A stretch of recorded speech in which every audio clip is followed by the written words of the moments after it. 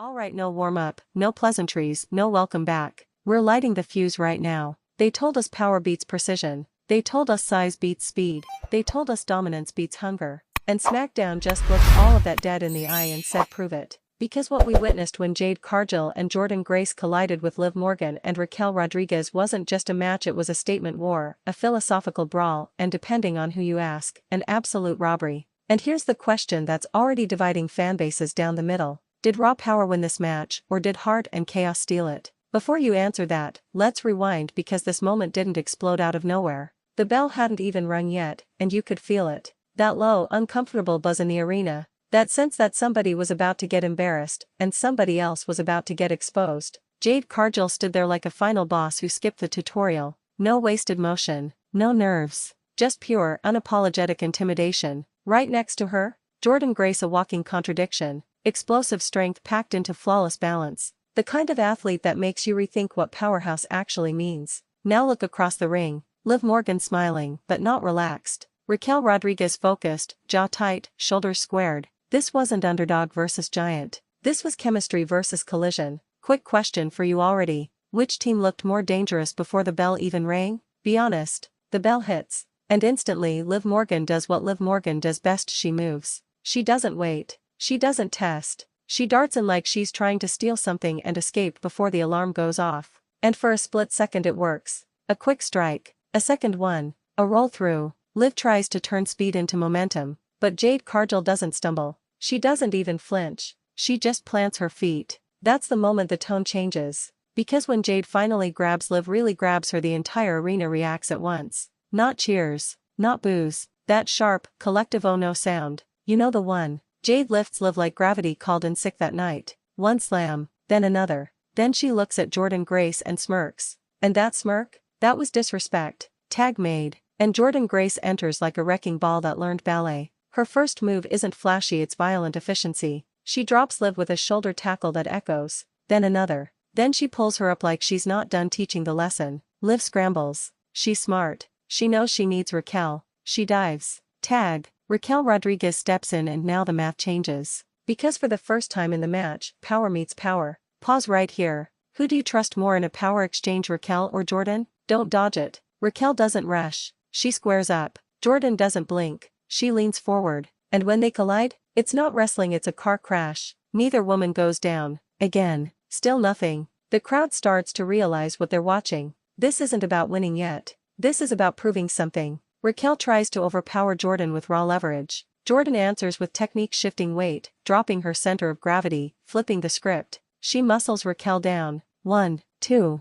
kick out. And now Raquel's expression changes. That calm? Gone. Raquel fires back with strikes, hard ones. Forearms that land like warnings. Jordynne absorbs them and responds with a suplex so clean it feels disrespectful. Tag to Jade. And this is where things escalate. Because Jade doesn't just enter the ring. She claims it. She stares directly at Raquel, points to the mat, and mouths something you don't need audio to understand. Liv tries to distract. Bad idea. Jade grabs Raquel mid-charge and hoists her. Yes, hoists her. A woman who prides herself on strength gets lifted and slammed. The arena erupts. And suddenly the question becomes unavoidable. Is anyone actually strong enough to stop Jade Cargill? Drop your answer right now, because it matters later. Raquel rolls to her corner, stunned. Liv tags in because she has to. And Liv doesn't play power games. She plays survival. She kicks Jade's knee. She ducks. She uses the ropes. She turns chaos into strategy. For a moment, just a moment, it works. Liv lands a dropkick that sends Jade back.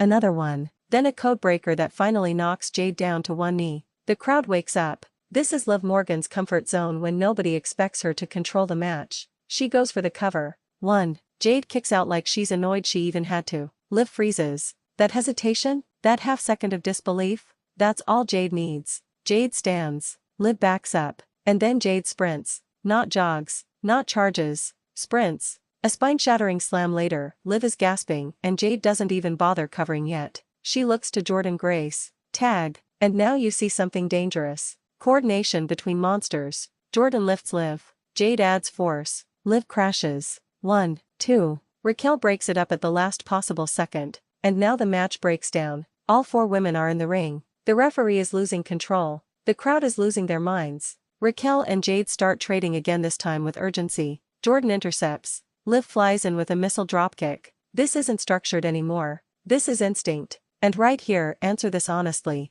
Do you prefer matches like this, controlled chaos, or clean, technical wrestling? Because SmackDown just made you choose. Raquel catches Jordynne with a boot that finally knocks her back. Liv follows up with a roll-up attempt, desperate, smart. Kick out. Liv screams in frustration. She tags Raquel again, and Raquel comes in hot clothesline, big boot, power slam. She covers Jordynne. 1, 2. Jade breaks it up with authority. Now Jade and Raquel are nose to nose again. And the tension? You could slice it. Raquel goes for her power move. Jade counters. Jade lifts. The crowd realizes what's about to happen before it does. Slam. Raquel stays down longer than she should. Liv looks panicked. Jordynne tags back in. This is the kill zone. They set it up. Double team. Liv tries to interfere but Jordynne cuts her off midair. And then it happens. The finisher connects. The cover. 1, 2, 3. And just like that it's over. But the argument? That's just starting. Because half the fans are screaming dominance. The other half are screaming robbery. Some are asking for a rematch. Others are saying Liv and Raquel never stood a chance.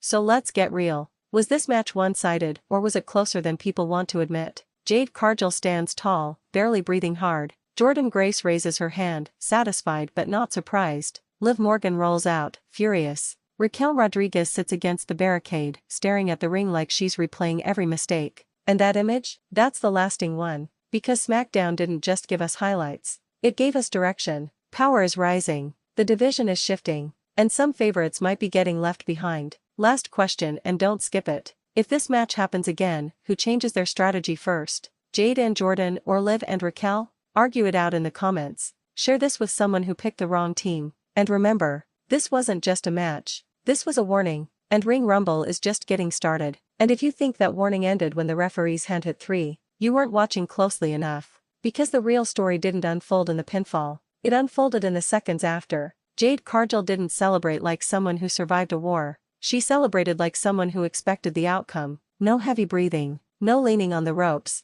no relief. Just that same cold confidence, the kind that makes fans uncomfortable because it suggests something worse is coming next. Cargill Grace, though, she soaked it in, not arrogantly, intentionally. She scanned the crowd. She nodded to herself. That nod said everything. This is exactly where I belong. Meanwhile, Liv Morgan was already arguing with the referee. Not because it would change anything but because frustration had nowhere else to go. Raquel Rodriguez stayed seated. And if you missed that detail, rewind it later. Because Raquel didn't immediately stand. She didn't rush Liv. She didn't slam the mat. She stared. At Jade. At Jordynne. At the reality she just collided with. And that right there might be the most important visual of the entire night. Let's talk about why this match has people so angry online. Because the anger isn't random. Some fans are saying Liv and Raquel were buried. Others are saying Jade and Jordynne looked unstoppable to the point of unfairness. And then there's a third group, the quiet one, that's asking a far more dangerous question. What happens when unstoppable meets inevitable? Because here's the truth nobody wants to say out loud.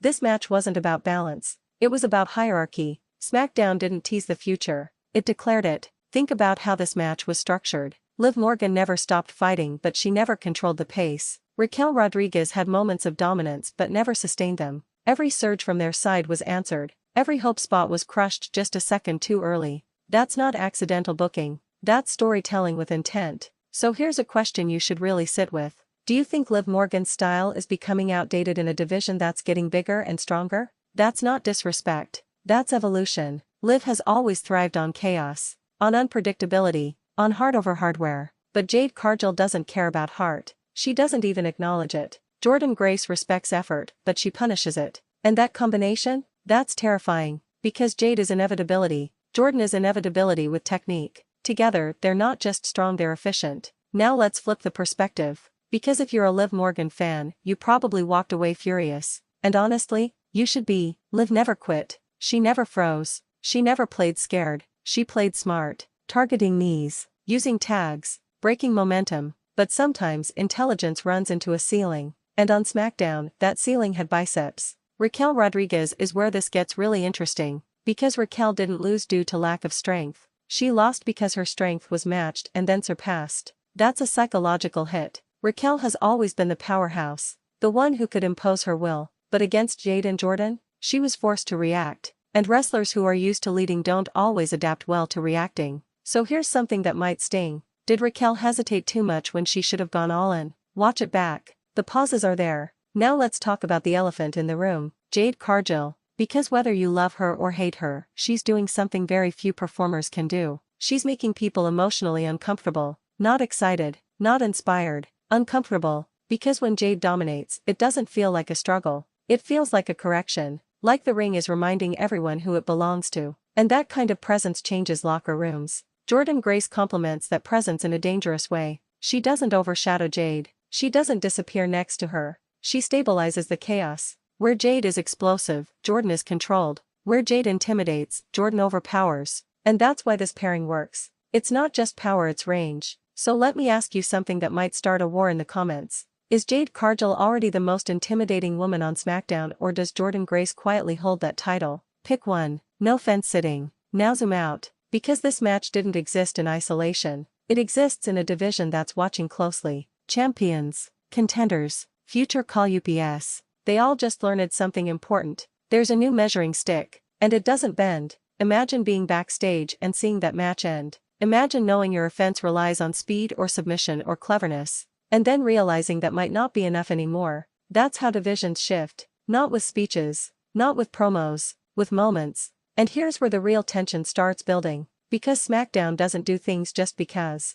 This match planted seeds. Seeds of rematches. Seeds of resentment. Seeds of desperation. Liv Morgan doesn't walk away from losses quietly. She never has. Raquel Rodriguez doesn't accept being outpowered. She internalizes it. And those two reactions? They don't lead to peace. They lead to escalation. So let's play this out. Liv adapts. Raquel trains harder. They come back smarter. But here's the terrifying part. Jade and Jordynne don't need to change. They didn't expose flaws. They exposed limits. And limits are much harder to overcome. One last thing before we end, because this matters. The crowd reaction. Yes, there were cheers. Yes, there were boos. But more than anything, there was noise. The kind of noise that only happens when people care deeply and disagree violently. That's what SmackDown wants. That's what Ring Rumble thrives on. So let's settle this the only way we can together. Was this match the beginning of Jade Cargill's total takeover? Did Cargill Grace just prove she's main event ready? Are Liv Morgan and Raquel Rodriguez being pushed into an impossible position? Answer 1. Answer all 3. Argue. Disagree. Go wild. Because if this match proved anything, it's that the women's division isn't waiting for permission anymore. And neither are we. This is Ring Rumble. And the Rumble has only just begun.